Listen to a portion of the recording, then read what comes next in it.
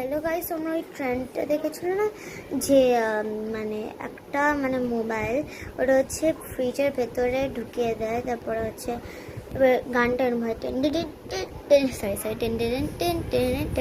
ওরকম একটা টাইপের গান, কিন্তু এখন আমি গাইছি না কারণ আমার টাইম নেই।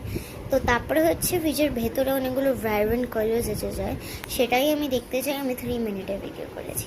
তো চলো গাইস, দেখা যাক এটা হয় নাকি ফেক, মানে এটা রিয়াল নাকি fake. Where you go to get free songs so you can blow the whole place. Bye bye guys.